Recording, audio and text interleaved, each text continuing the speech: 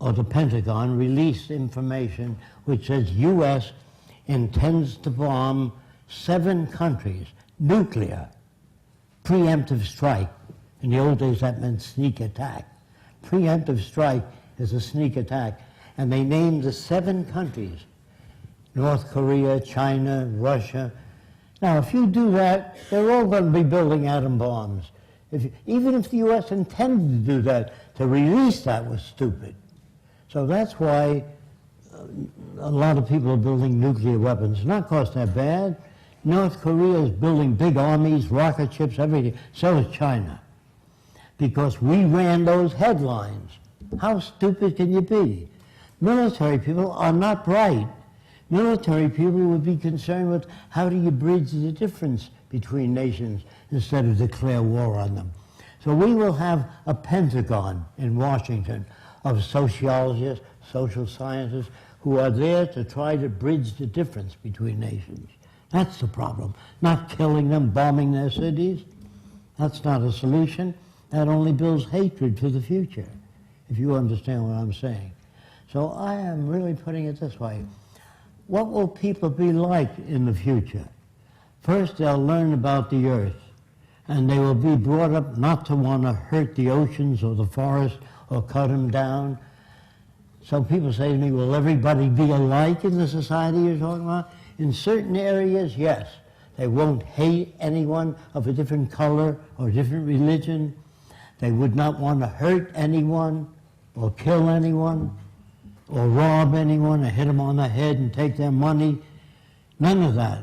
They'll be alike in that area. There's nothing the matter with being alike in the same way, if you're sane. Now, unsane means not that you lost your facilitation. Unsane means you're brought up with artificial values. So most nations are unsane, particularly the leaders.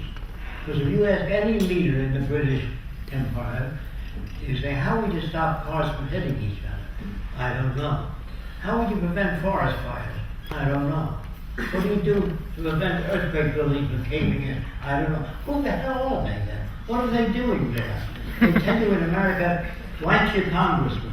You want women's rights? Write your congressman. What a jackass he is. Congressman doesn't know anything about that. When you fly in an airplane today, I'm a commercial airline, you don't have to write the pilot and say you've been flying at an angle for 3 miles now, straighten up. He knows his business. The navigator, when you go to Hawaii and you see icebergs coming up, you say, I thought we're going to Hawaii. You don't have to write him. He knows navigation. So people that fly airplanes or manage ships, you never have to write the captain of a big liner and say, look, we're going to Hawaii, but I see icebergs. You know, they know their business. Who are these people you have to write to? They must be dummies entirely so. They should be at the forefront of human problems in government and not try to stop you from doing things, but to welcome you on the air. But what they do is manage news. If it doesn't look too good, you don't get it. I've never been on the air except once in America. But in other countries, when we were invited to Turkey, they gave me an hour and a half, and Turkey said, how do we build the first Venus project? Now, they invited us to Vienna. They gave me 7 minutes with a whole bunch of academicians. I couldn't say anything in 7 minutes. And that happened in other countries. So we don't go to any other country unless they give us a chance to present what it is we wish to present. And then you get mad at it, you ask questions, that's the way to do it. But you don't get up and you don't really applaud until the guy gets through. So when the question comes, when you guys ask questions, I ask you not to be polite and to question the hell out of everything I say. And if there's things you don't understand, you have to let me know. Now, how many of you know there are metals today with a memory? It's called shape memory alloys. How many of you saw it in our films? Okay. There are metals today with a memory. And they always ask me, who invented it? Some Swedish guy, a metallurgist, was mixing different metals together. And he mixed nickel and titanium together, and he bent it and left it on a table near a heat lamp, and it straightened out again. And he didn't sit down and invent it, he discovered it. Nobody ever invented anything. They tell you in school that somebody invented the wheel, and that was the beginning of the technical age. A tree fell over another tree, and people pulled it, and it rolled. But nobody ever sat down and invented the wheel. When that log rolled, if there was one stone in the way, it stopped the log from turning. So they shaved the bark off. This took a long time in the middle, so that the midsection was thinner and the wheels were on the outer section. So nobody sat down and invented a wheel or invented anything, for that matter. Now, I said, they invited me to speak at Princeton University, and the name of the subject, Man Can't Think or Reason. That made everybody angry in the university, because they all knew that men could think and reason. So a guy from the optics department said, I don't agree with you, before I even said a word. I said, well, what is it that you don't agree with? He said, man can think and reason. I said, give me one example. He said, well, there was not a camera at one time, and somebody had to think about it. Now, in China, 1,000 years ago, if you were in a dark building, there was a little hole in it, you saw people walking upside down on the wall. If you've been in a barn which is very dark and there's a knothole in it, you'll see cows walking on the wall upside down if the sun's out and the barn is dark. That's where the pinhole camera came from. Nobody sat down and said, got to make a camera, click. See? And now what about the negatives? Somebody had to make a negative.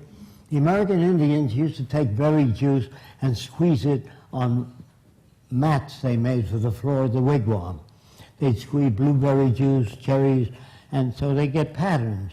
But if a leaf fell on the berry juice, you picked it off, there was a print of the leaf. That's where the print came from. And people walking barefoot in sand suggested the mold. You understand, when you make a mold, you put something in it? Nobody can sit down and invent anything. The first guy that tried to fly died. Probably the first 100 guys that tried to fly died. So if you do medical research and you work for 3 years on cancer and he finds out what doesn't work, I read his book, and 2 years later I come up with a little bit of an approach to cancer. I get a Nobel Prize, he gets nothing.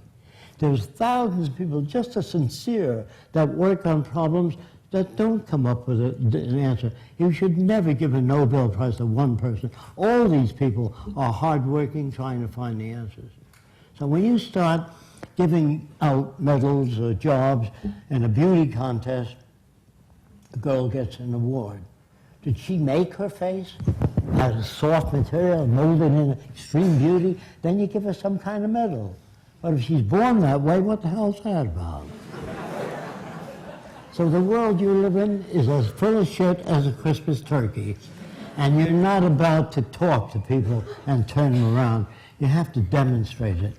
The shaped memory metals that I was talking about is made of nickel and titanium. It's a wire. And if you took that wire and bent it in form so it spelled out Jesus Christ, put it on a table, put a hot lamp over it, straighten it up and put it on a table, and go like that, and it'll go back to Jesus Christ. You can build a following with shaped memory alloys if you want to. Now, most people don't know where the earth came from. They don't know where life came from. And so they invented a God who made a man and a woman. Then he kicked them out of that beautiful garden. How did he do that? Snakes used to walk upright. And the snake said, eat of the fruit of knowledge. Who made the snake? God. But he loves you. He made the snake. And then he says, screw around with your best friend's wife. That's what the tempter was.